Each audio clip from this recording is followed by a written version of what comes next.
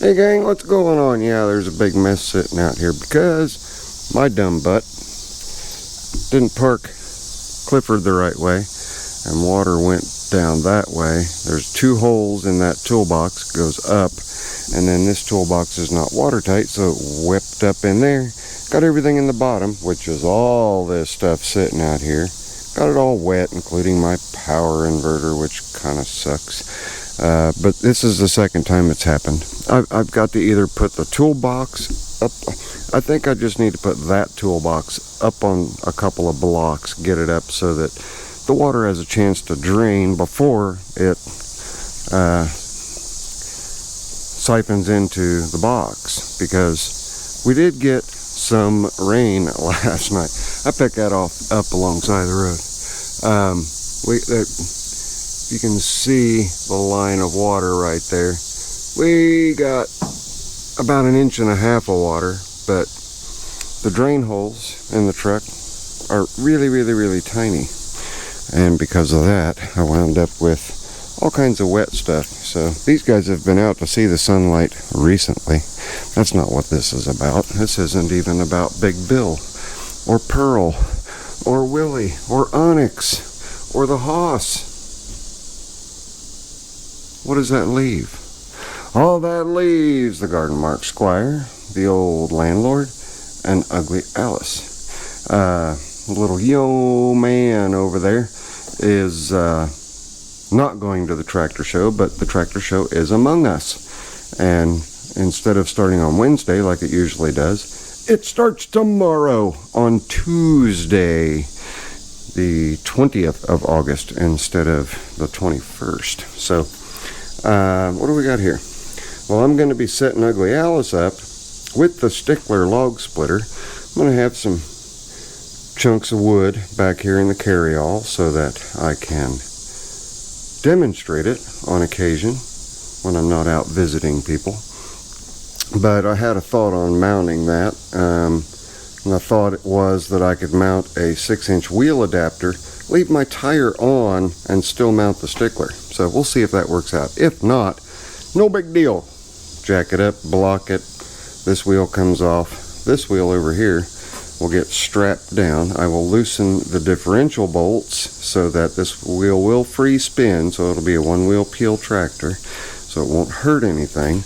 And then I've got this board here with 2 eyelets in it.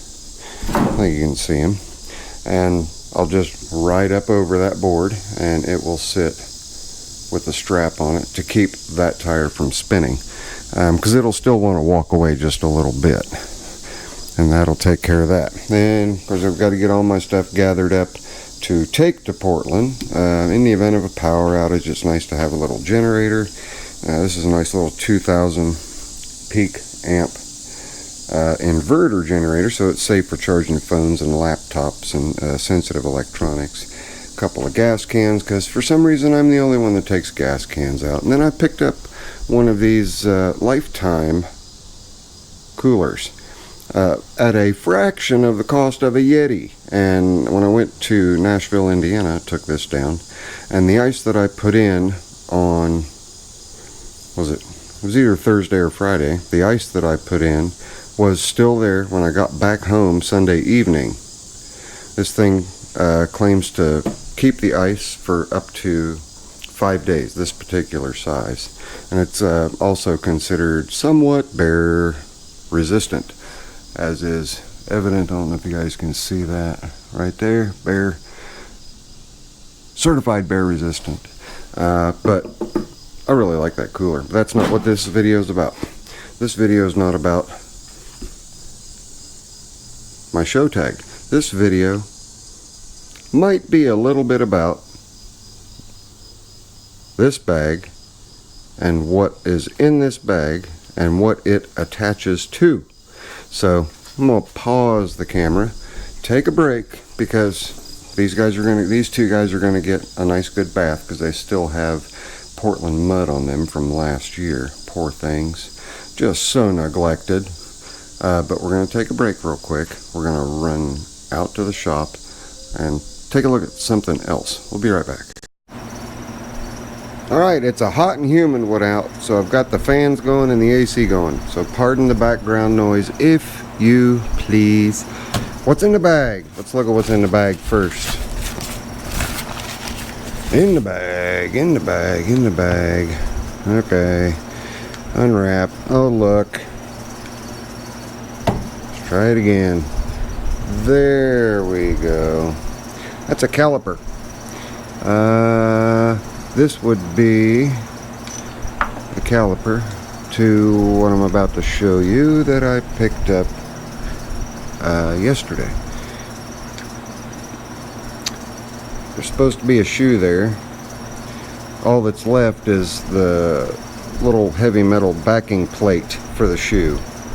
Yeah, looks awesome, doesn't it? This was removed so that what it was attached to would actually move itself. So there's a chance I can get this rebuilt, but if not, replacements are available out there and we'll go that route. Someone else has already been chipping away at it trying to get it out, but so what did I get? Let's just go ahead and turn the camera around and show you what I got. Hang on, let me get it set up. Well, I bet you guys had already guessed just by seeing that there's another motorcycle in the shop. It is mine. It is one on my wish list. I have a total of 4 that I want on my wish list as far as vintage motorcycles go. They're all Hondas and they're all 4 cylinders.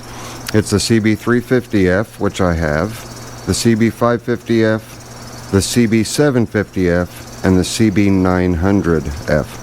Okay, those are the 4 that I want to get in total, and I want them to be in really, really nice shape when I get them, if at all possible.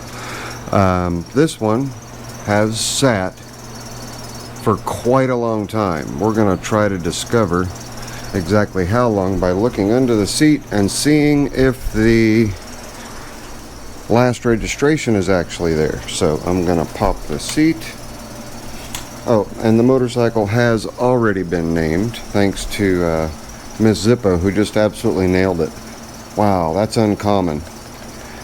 These registration holders and owner's manual holders are almost always broken. Let's see what we have here. Oh, and you guys can probably already tell. It's orange. A homemade kickstand plate. Yeah, for soft ground. That's neat. And we have the original tool kit. I'll tell you, it's a 1975. Let's pop this open. Hopefully the owner's manual's in there. Ah, haha. Okay, there's registration. And there's the owner's manual. You guys want to see what it is? 1975 Honda CB550. Let's go ahead and pan back, take a look at the whole thing. Oh, we've got to close that seat. We can't leave that. Let me go ahead and put this back in there. We'll hold the registration out, put the kickstand pad back down, and close it, maybe. Oops. I didn't get that closed all the way. That's almost one of those where you need 2 hands. There we go. Okay. Now it's closed. Seat cover replacement. I don't think the original seat is under it. It'll do for now. But here she is. Exhaust has been replaced, which is very, very common on these. If you guys remember, Big Bill is one of the oddities where the exhaust didn't rust out. So it's 4 into 2. There's 2 on this side and 2 on that side that come into a single muffler. And I like them. And the chrome is really nice on them. In fact, the chrome on the entire bike, other than having, let's see how much. Let's see how much dust.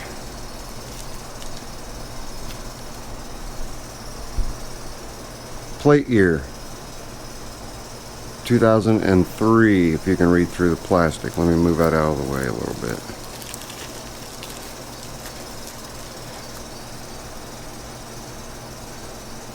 Plate year 2003.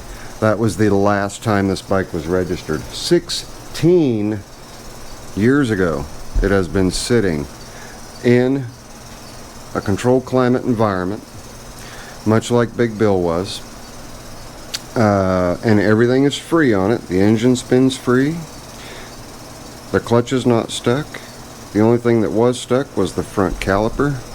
And I've not looked in the tank yet. Let's take a look in the tank and see what kind of shape the tank is in. Let's get a flashlight. Fingers crossed we don't have any rust. Fingers crossed, fingers crossed, fingers crossed. Are we ready? Oh man, look at that. That is a beautiful sight right there. Ah, haha, lovely.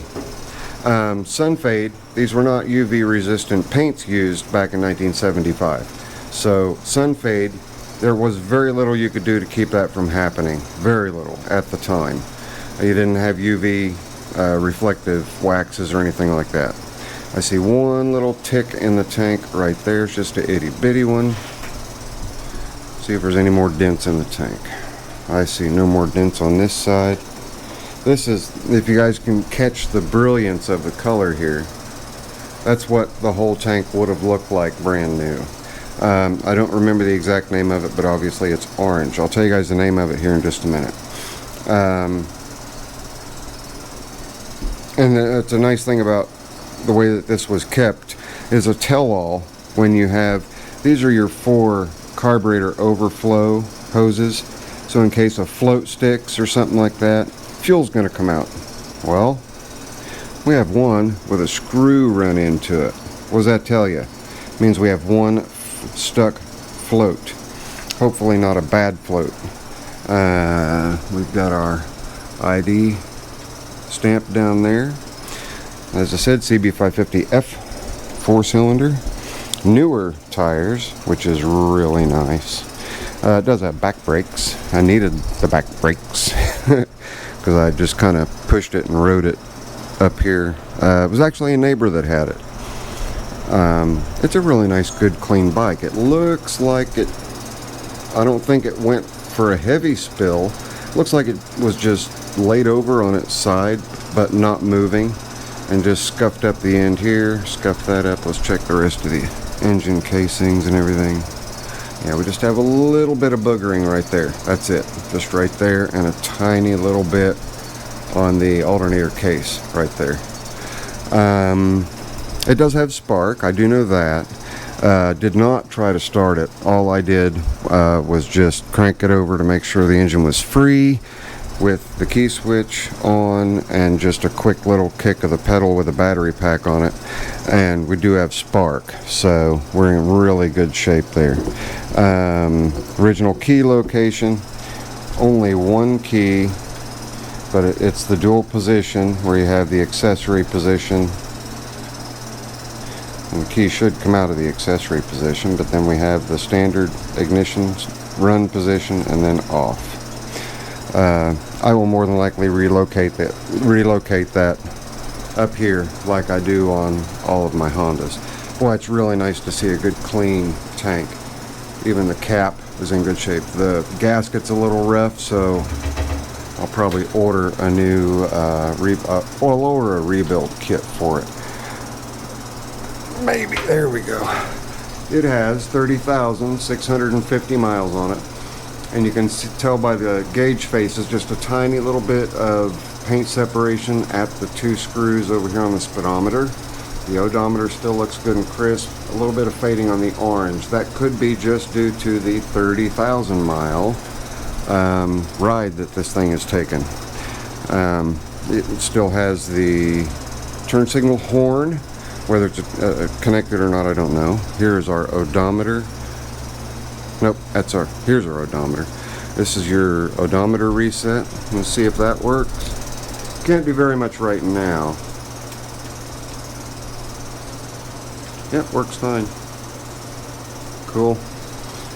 We can't do very much to it right now because I am pressed for time on getting ready for the Portland show, and it's absolutely killing me to not put a little bit of time in this. But the front caliper, like I say, was locked up, and when they took the caliper off, they blocked the fuel line just with a piece of hose. Here's the actual fuel line down here. They just used a piece of hose and a bolt, but should make for an interesting little video series. We are going to work on this in the coming weeks. Not exactly sure when, because I do have other jobs, and I wanted to explain a little bit to you guys. Let me turn the microphone around here real quick. Well, give me just a second. Let me set the camera up so I can have a talk to you guys. I will be right back. Alright, gang. Hopefully we've got audio. What I wanted to address was, where are all the videos? This has been a really weird summer in that most of the jobs that have come in, there's not been anything major, but they're not actually coming in. I'm having to go to them, and out of respect for the customers, I'm not shooting video at their residence. It's just that simple. That's why you've not gotten a bunch of videos from me.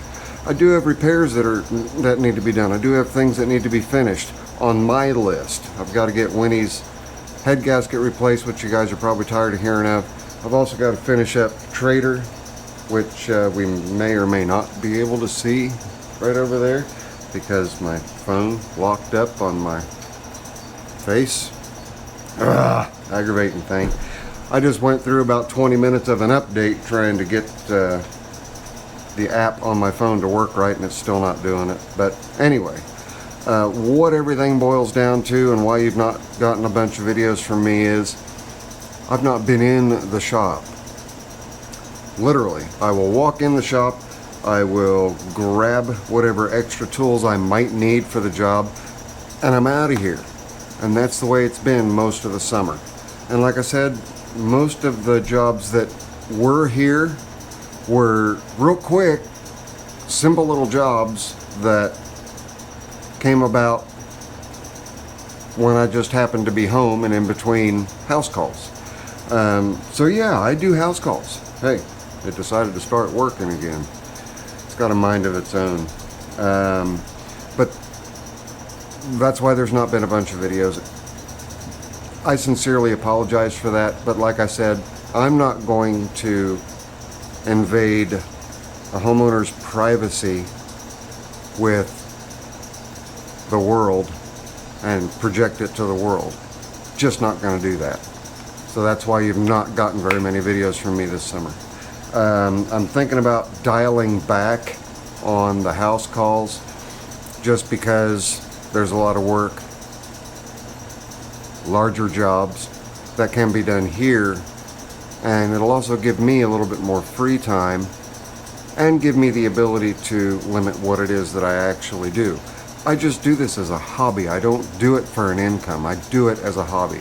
But word of mouth keeps spreading and spreading and spreading. And as it spreads, I'm spread thinner and thinner and thinner. I'm a one-man band. So I'm going to have to start telling people I apologize unless you can get it to me. I can't work on it. That's just that, or, you know, and most of the jobs are simple jobs, but they're just not here. Belt changes, swap a new battery in, clean a fuel bowl on a carburetor, change a chain, change a tire, and I just take everything with me to do it on site, so I'm not having to make a bunch of trips, because I am charging for making that house call just to cover my gas price, which isn't much, but still, it's just like you call the cable company or your dish provider, and you don't expect them to run back, forth, back, forth, back, forth, back, forth to get everything they need. They take everything they need with them once you get an idea what the job is. And I do the same thing. So I do apologize for there not being a bunch of videos this summer. There's not been anything I can video this summer. And like I said, I sincerely apologize for that. All the support and all the emails and everybody questioning if I'm okay, I'm fine. I'm doing grand, doing awesome. Life is wonderful. life's just not happening within these four walls right now. Things have started slowing down a lot. I've got projects of my own to get on. Case in point, that job right there, which is just going to be so much fun. And I've still got a couple months of riding I can get into. I'm really looking forward to getting this thing resurrected. We'll do a Will It Run video. They seem to be pretty popular with everybody. On a side note, I lost my list of videos to make. I was going through my phone, and I have a section in my phone for notes. I had a list of notes in there for video suggestions and things that people wanted me to show them or to do for them at my leisure. That list inadvertently got deleted by my fumble fingers. So, in the comments below, please, if you had given me a video suggestion or had asked me a question that you wanted to see a video on before, please put it down there. I'm going to actually make a physical, hang on, I'll show you. I'm going to make a physical, write it down on pen and paper list, as well as having it in my phone of videos to get out there for you guys. And one was to review this Quinn torque adapter. That little guy right there. I have to, excuse me again. I've got to figure out how to use it before I can do a video review on it, but I do remember that, and the only reason I remember it is it's sitting right there in front of me. There were questions about going in depth a little bit more on electrical wiring and key switches. I've got a bunch of videos on those, but there were specific questions on, I've got a key switch that says absolutely nothing on the back of it, how do I know what's what? I can help you with that. I remember that one because that one was recent. But there's so much going on up here, and for that reason I got to keep a list. So I'm going to keep an actual physical hard copy list, as well as a list in my phone. And I won't lose this, because you see this little clip, it is always over here on my workbench, and that's where that list is going to get written down. So thank you guys for hanging out with me. Are you ready for the name? All right. Did I already say it? I don't think I did. Are you ready for the name? Ms. Zippo absolutely nailed it with the very first word she threw out of her mouth. She said, it looks like Garfield. Garfield the cat. Which is even cooler because Jim Davis is a resident of Delaware County here in Muncie. So Garfield is from around here. So everybody, meet Garfield. Garfield, the cat. Actually, Garfield, the motorcycle. But there you go. Now I'm going to take the camera down, show you guys a little bit of chrome cleaning that I did while I was waiting on my camera to update. As you can see, look at this chrome. I'll show you what it looked like. You can see here what it looked like.